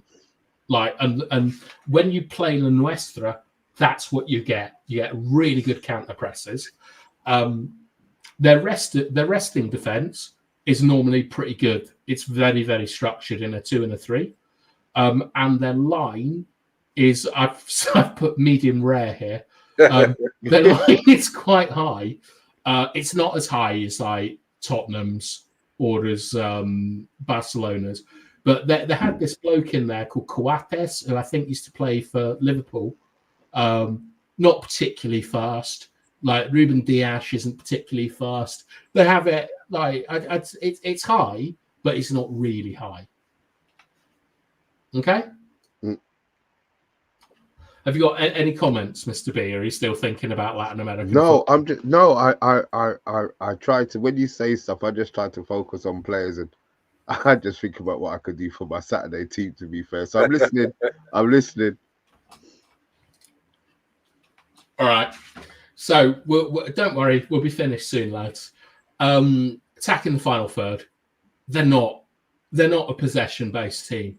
Sometimes they have more. So, you know, all the games that I've seen, apart from the City game, it's about 50% either way, 52%, 48%, stuff like that. They're not a team that circulates the ball. They always have intent to try and score. They're direct. And because I think that they play this non-zonal system, they are extremely explosive. Like, attacks can come out of nowhere using players that you wouldn't expect. And because these are hold-up striker, they have this lovely, they have this thing that really calls back to Ferguson, where, do you remember when we used to flood the box in a wave? Yeah. But the key thing is they're all arriving at roughly the same time. You have one line attacking the near post, the far post, and the penalty box, and then another guy just coming to the to the edge of the 18-yard box. Like, that is something that really crops up a lot in their play. That they arrive in unison, and we actually saw that last night, Mr. B. I think, didn't we? We didn't see players disconnected and stuff. Just you keep referring to last night. What, I mean, was it 4 at the back? I have the formation from last night, Yabba. Okay, I would like to see. I haven't seen the game.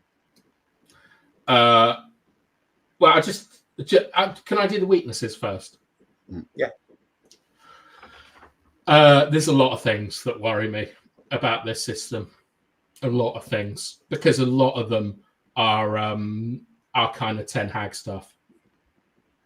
Like, the build-up play is dependent on long balls to the striker a lot of the time. In transition, the channel is always exposed. There's huge spaces, like, to attack in wide areas. Midfielders, not only are they covering large distances like that recovery of space, they also have to receive under pressure with their back to goal, which I don't like. And a lot of it is built on 1v1 battles. Okay, so you need a lot of strength, physicality.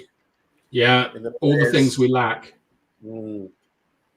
Fucking hell. And there's a lot of baiting presses as well.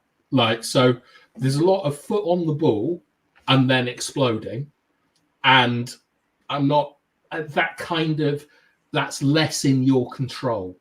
Like you're hoping that the other team do something.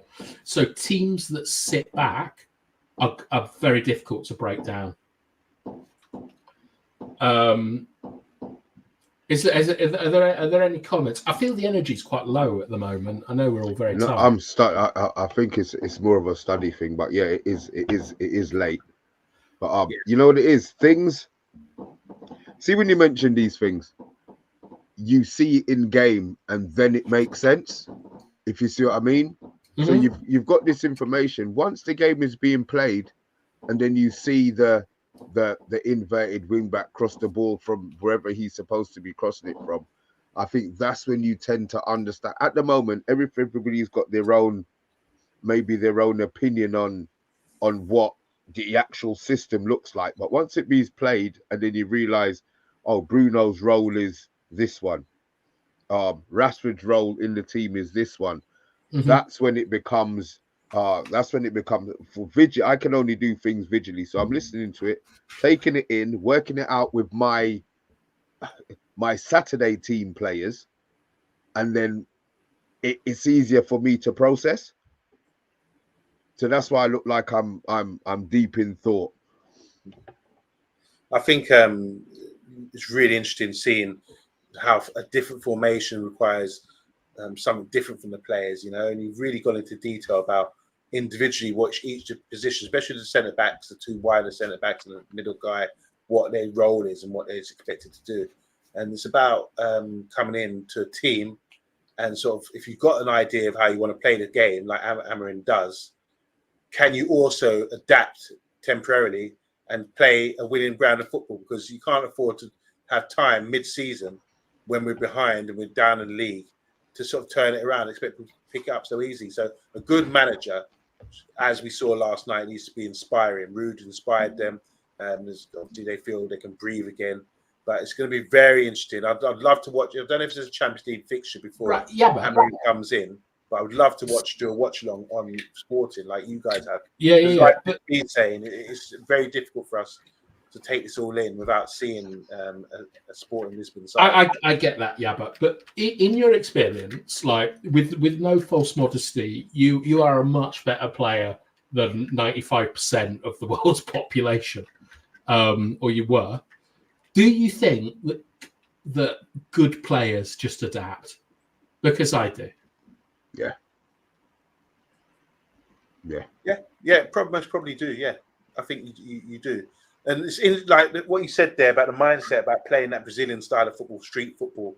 I think that's something that's just natural to everyone. When you look at Cole Palmer, for example. I don't know if anyone's ever heard his interview. Yeah.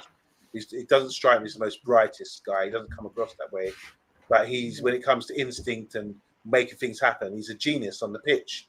A bit like Gaza as well. These sort of guys, you give them instructions and they just do what makes them effective is doing things off the cuff and linking up and creating things on the pitch rather than taking on instructions. So yeah, I think players can adapt. Good players can adapt to anything. Like that's why you going back to centre back or going up front by half time. You can Stop putting me at centre back. I'm not. It's going to happen one day, but these are the things at least you understand how to play that role.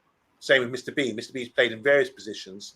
He understands because he can go there and adapt. Say, I know what I'm supposed to be doing here, what my job is, and he would do that and think that throughout the game. Do you think that, Mr. B? Yeah, I do. I was shocked when you said that you've only ever played one position. You can only play in 4-3-3. Well, that's a formation. That's all I played. So 10 years, I played variations on a 4-3-3. I played all midfield roles. Number 10 pretty badly. Number 8, I was good. Number 6, that was my best position. But if you were to put me in a 4-4-2, I wouldn't know when I'm meant to go and when I'm meant to sit. And 3-5-2? You'd have to do a lot of convincing to get me to play in 3-5-2. And that to me is weird. But obviously, I'm a lot older in it, and I was brought up on a 4-4-2, different culture. Yeah, and then I went to 3-5-2, but I've been able to play, I would say, bar at the back, I've been able to play any one of the positions ahead of the three.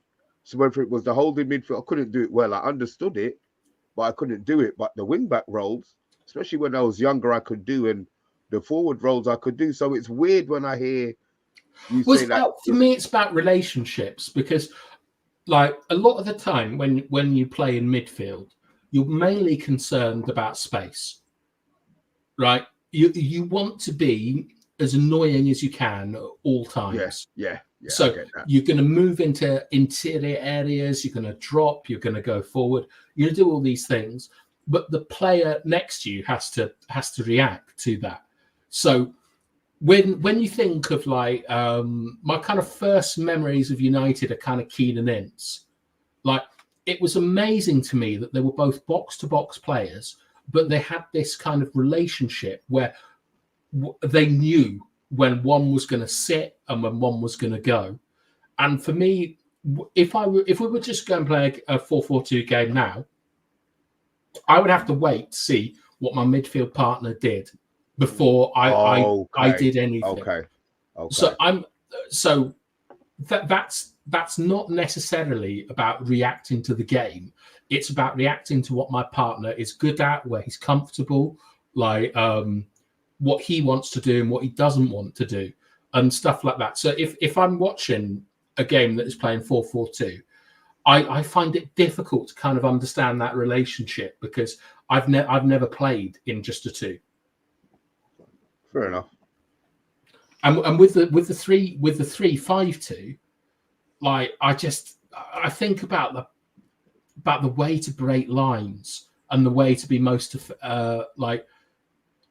effective, and I think about transitions. It's very very difficult. Last time you think too much. You think too much. That. Look, people should think more. All right. The press, we'll do this really quickly. The press is bloody awful from Sporting Lisbon, but it is planned to be awful, I'm fairly sure. It's a really simplistic zonal press. So it's not so with the zonal press, your front three are concerned about shutting down one side of the pitch so that you can squeeze the opposition. The midfielders will lock on. One of the fullbacks will then lock on when the pitch is shut off. So that is a reactionary thing. And they have a +1 at the back. It's not impressive. It's not aggressive. But there's a reason they do it. All right. Is everyone clear on that? Yeah. I'm waiting for the reason now. The reason is because they are extremely good at going from a block to a full-on press. So I think what they do is they kind of put in a performative press where they make it difficult to get out. They apply just enough pressure on the ball, and they get their team. They get the enemy team into second phase play, which is a mid-block. And because of the positions on the pitch, they are able to suddenly spring to pop. And that is how they win the ball, and that is how they turn it over. So they don't turn it over in the first third, the way that like Liverpool and Man City do. They turn it over into the second third. And this is with their shape, and this is with the shape already set to go. Yeah. So like, do I have a picture of their block? Yeah. So if you look here and you drop that into the mid block, so take every player back about 10 yards, they're in position to be able to absolutely screw you on transition. This one. This one. They're in position to be able to absolutely screw you on the transition because they're occupying all of the areas, that 3, 7, 11, and 9. And they're also nice and protected. So I think that their plan is to bait teams into thinking they're safe and then go for them. What about just questions? So do you ever see them being hit in transitions when you got 3 centre backs or the rest defence? I've heard they've got good rest defence. have you in the game like the 5-0 against City or the game, what were you seeing defensively? Was The it channel. just areas or was it Channel. just a shape? Okay, they were getting hit. Wing backs, like their big problems were they weren't hit so much on transition because when you play a 3 centre back system or an approximation of it, you're not able to transition effectively because you need width, and their players are too far back. So against City, they got pinned in, merry-go-round, and they got absolutely done. But their big issue is always the distance between the outside centre back and the wing back. So on their attacking wing back side, they are extremely open, and there's a lot of turnovers against them, especially against Premier League teams, because the intensity in the Portuguese league, from what I've seen, a little bit higher than the Eredivisie, but it's like the weather conditions, everything. It's just a culture out there. It must be hard to sort of compare it to the Premiership. It's going to be a rude awakening, I think. Look, I played in Spain for a decent team, and we had Portuguese lads with us, and good lads, really technically skillful, but they wanted the game to be as fair as possible. And when you're defending, you don't want the game to be fair. You want every single advantage possible. And they don't have the strength. I don't know what it is, if it's like their hips aren't big enough or something, or their arse isn't big enough like mine. But they didn't like proper physicality. And I noticed from the Sporting team, it could be a bit of bias, that they really struggled with like intense man-to-man pressure. But what you could say is that if we were to play Sporting, you would think, yeah, we should beat them. They're from Portugal.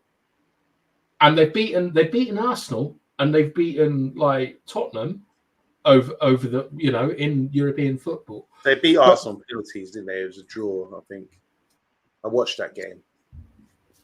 They knocked Arsenal to the Europa League a couple of seasons ago. Well, what do you remember from that game then? I remember it was at Highbury when they knocked them out, so it was a draw. It was at the Emirates. Yeah, sorry, at the Emirates, and it was really, it's a long time ago.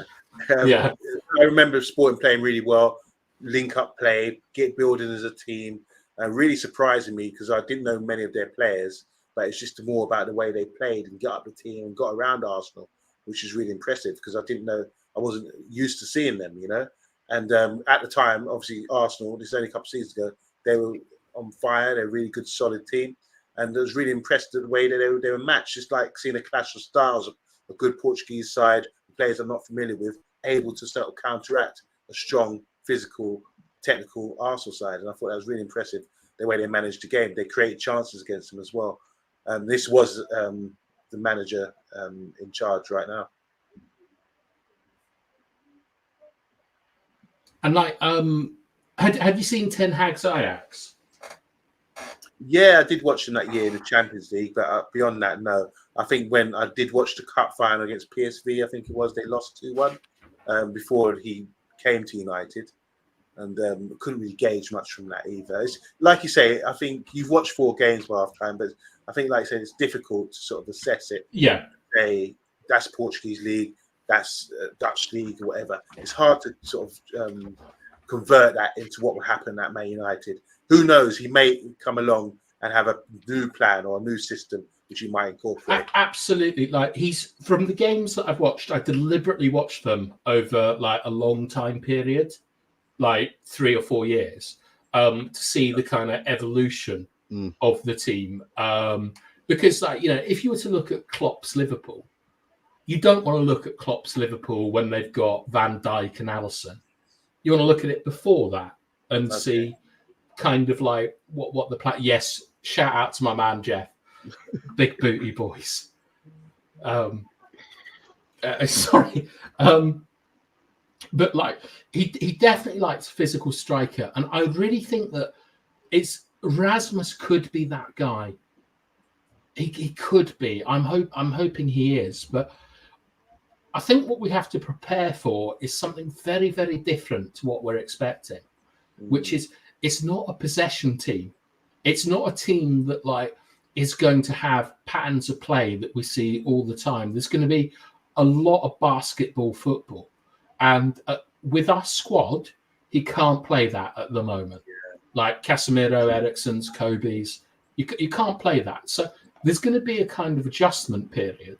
And I think I think he had a massive input into the team and the formation last night. Massive. Because of, we saw Xerxes and Højlund playing together, for example. But I've got to say, Yabba, that I'm a little bit more positive about this than Ten Hag, but I still am concerned because so much of it is about physicality and duels. Is it, just asking again, so when there's a new system that comes on, something new and fresh that comes along, it takes a while for people to adapt to it. Is this something new that we're seeing with his style of football? No. Is there anyone else in Europe doing the same thing as him? Is it true that he has a centre back? Alonso. So it's like a Leverkusen. Oh, right. So they've come. They're both guys that are newish, same age roughly, and they're coming from the way for school of football. So this seems to be like something new that they've developed upon, and that we've seen them getting in. So, but do you think that it's just a new phase that will just maybe fade out eventually? Because Leverkusen were almost unbeaten last year, only lost a cup final, didn't they? And it seems like Sporting, I've heard that they scored the most goals in world football, and obviously they've been successful the last few years as well. Is it time to sort of strike with that sort of thing? Do you think he can work in the Prem? Not proven in the Prem? Maybe. I wish Andrew was here because I could give a Marxist phrase that would really annoy him, but I use a different one. It is like an arms race, like this type of football. It's a reaction to what other people are doing and a way to, do you understand? Like a way to kind of beat it. So in terms of like, in terms of systems and stuff, I'm quite a slow learner and I really struggle to adapt to a lot of the things that I had to learn when I was 19 because, I was playing for a non-league team and then, like you, whizzed off to the Southern Hemisphere and they were all talking about all these things that I didn't understand. And, I had to learn it. And now some of you are getting the fruits of me having to learn it. But I would think a lot of our players would be excited by a lot of things that are going on. The issue, I think, is control in the game. Like in the Premier League, they're so powerful, they're so athletic that you can't switch off, but you also need a breather. And this is my concern: is that Amorim has got to understand. Well, he's got to understand two things. You can't be like Brighton. You can't play pretty stuff and win on aesthetics. Like you have to get the results. But secondly, please don't. If you want to make a donation, make it to your favourite charity. Don't make it to us. Sorry. Can I just counter that? We will take your money. Thank you. Who said Klopp wasn't charismatic? But the other thing, Yabba, is that you have to understand that in the Premier League, can't rely on physical duels.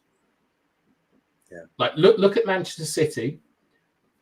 Their physical duels are all defensive. Rodri and Stones. They win 9 out of 10 headers. Right? Really important winning your headers in the Premier League. But they're not asking Grealish, like that Mahrez regen they've got. They're not asking all of them to win it, but at the same time, they've got Haaland, and my God, is that boy beyond anything that we've got.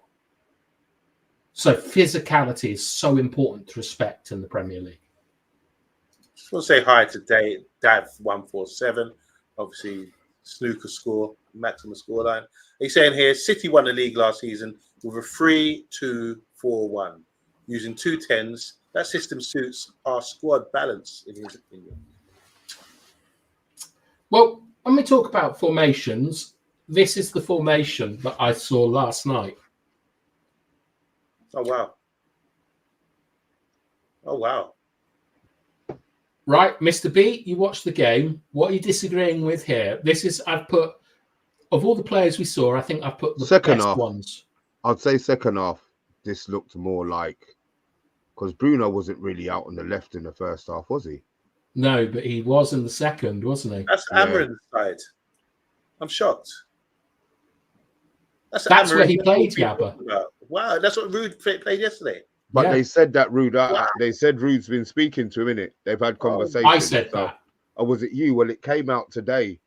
I haven't seen much news today. You know, you sort of skip through things and things come up on your feed, but there was something that I saw about Rude having conversations with Amor. I mean, it makes sense. It makes sense. Just warm them up for what's gonna come. You know what I mean? So this is why Bruno, you're suggesting Bruno could be the inverted. Think about it. He's got an engine. Yeah. Does anyone disagree that Bruno's got an engine? No, he's definitely got an engine, yeah. Used to be a centre-back. He understands I defending. didn't know that. You did. I told you. Do you remember when he played with one leg against Liverpool and was like winning headers? Yeah. Like Bruno used to be a centre-back. Bruno can flip the ball quickly. Bruno can combine. Bruno can shoot. Like Bruno was with outside of his foot. Yeah. And then Delo was basically our right winger. He was much, much further forward and further wide than Amad Diallo was, who would be where Rashford is in this. Ugarte and Casemiro would definitely form in part of that box. Mazraoui came on at left back or left centre back and did extremely well, in my opinion. Mr. B, you were really impressed with him last night, no? Yeah, Really? I think he's. Yeah, Wow. I just got so much time for Mazraoui, man. I just think he does everything. I think he just does everything right. Every decision he makes. Mhm. I love when a man tries to press him and he just oops and he's gone. Pitches open up and then he's able to play. So yeah, I think Mazraoui is fantastic. The thing is that like the hot favourite for the outside centre back position has to be Martinez. Like, yeah, but he's left-footed. You say that he's not good defensively one-on-one. I don't think he is. No. So is this something that we're looking at now, but something that could possibly change? Yes, I genuinely think that Martinez will be someone that a new manager looks at and thinks not for me. We conceded 2 goals from set pieces in his zone last night. He hasn't played well for about a year and a half, barring one performance in the cup final where he nearly gave a penalty away in the first 20 seconds. I would kind of get rid of him at the moment with the players that are fit. I think that this is our best version of Amorim's system. However, there are 2 players that have to get in this team. One is Yoro, one is Kobe. Yeah. Yabba, we've talked a lot tonight about what you need from certain positions and in the comments as well. Kobe, I think we agreed he plays in the top line of the box. Yeah, it's interesting that because when we discussed on the eye test before about the box midfield, and we've seen that with Aston Villa and Man City over time, the 2 lower guys in the box, you know what they can do, but the other guys need to be able to have an ability to sort of receive the ball with defenders on their back, whatever. Be smart enough to pick up space, create space for themselves. And roll people, that sort of thing. When we talk about the Eze factor, you put 2 wingers, wide guys in this box midfield playing centrally. And I remember when we had Sancho, he sort of the managers at the time, whether it would be Ralph or whether it was Ten Hag, seemed to place him central as well because he's got the ability, he's got those Grealish kind of skills, isn't he? And use of his play. But to see Garnacho and Rashford, a lot of people seem to think they're more effective out wide, So seeing them in the box midfield at the top it's interesting because I expect someone like Ericsson, Bruno, and Kobe to be able to tick those boxes and play in that position. So I'm waiting to see. I think you've done a fantastic job watching the games and, sort of relaying it to us like this. It's given us a lot of food for thought again, after I'm really, honestly, take a bow. We can't see it, but take a bow. And this good, but I don't think I'm surprised Rashford can play in that position. I think Garnacho has to be in the side somehow, so I would put him in there. But I would also play maybe Kobe where Rashford is, and then people have to fight for their places. I don't think I beyond you saying this future with Garnacho, Kobe, and Euro trying to fit them into the team. I think the others will have to fight it out. So Rashford, despite him being sort of a senior player and one of the most expensively paid players, I don't think he clearly has a role in this side. Like you said, he can't play wide because of the work that you have to do. Could you do the Rasmus one? Yeah, that's the only place I can really think. That's the position that's the only position that I can see him playing in. But then he's going to have to change his game. I think it's good because it opens a whole new can of worms for us and for the team as well. So it keeps everyone on their toes. And when we're seeing players coming through, you've got Lacey, nice left-footed player from the academy coming through. I can see. Yeah, Mass is an interesting one. Yeah, and the striker Obi, who's banging in goals since he's turned up from Arsenal. He seems like he can hold up the ball well. He's tall, lean, strong, and then Ahmad as well. There's so many players there that you can think, you can sort of figure out how they can get into the team as well. So it's really exciting. Bath time, man. Trust me, bro. I didn't know much about Amorim, and but I know more now. I would have known more if I watched the game yesterday. Because judging by this is an Amorim side. Yeah, just one thing. Is Guardiola lying when he waxed lyrical about Martinez? I think Agile Beast is talking about in the FA Cup final. Fabrizio Romano reported that Guardiola had said Martinez killed him, like he killed the team. Find me footage of Guardiola saying that. Because I'm not saying Guardiola is lying. I'm saying I don't think that happened. And Rich said something interesting, which I'd be intrigued to see what you think, Mr. B. Where is it? Yeah. Will Bruno play further forward? After all we've been through, and let's say that what I've said is more or less true, where do you think Bruno plays? I actually do think he plays further forward. I mean, he could hold a Rashford or Garnacho position. I would rather have Bruno, as you've set it up here, I would rather have Bruno in Garnacho or Rashford position. As the team is set up now, I would rather have Bruno centrally. I mean, he did okay yesterday on the left. I have no problem with what he did yesterday, but for me personally, I think Bruno would give us more playing in Rashford or Garnacho's position. But then if you look at it here, Xerxes could maybe come into this if it's 2-10s. Yeah. So I'm just excited about where players that we currently have in our squad slot into certain things, because there's people who can Casemiro. I mean, he's been doing well further forward. But then obviously we probably don't have anybody to play with Agartha if Casemiro is the one. If he was moved into a Garnacho or Rashford, I think Casemiro could do it. He's got the cuteness, maybe he won't have the legs to do the pressing that position might need. But yeah, there's a lot of rotation that can happen, and maybe with players turning up in certain positions, it might just help as well.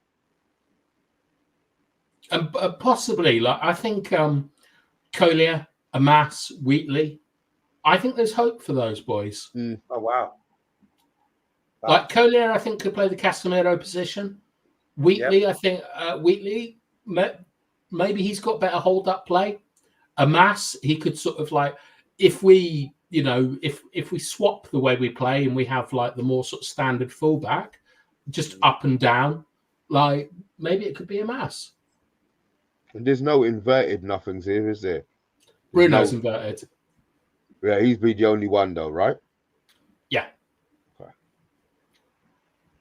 Wow. Right. Well, that's all I have for you this evening. Yeah, we can sort of branch out on this. I'm going to be watching the show again, just going through a few things. But yeah, it's a really good show. Appreciate that, bath time. And this is a new era. And welcome to New Era, guys. Yeah. Thank you. Big up to Rich Sports, by the way, at United TV.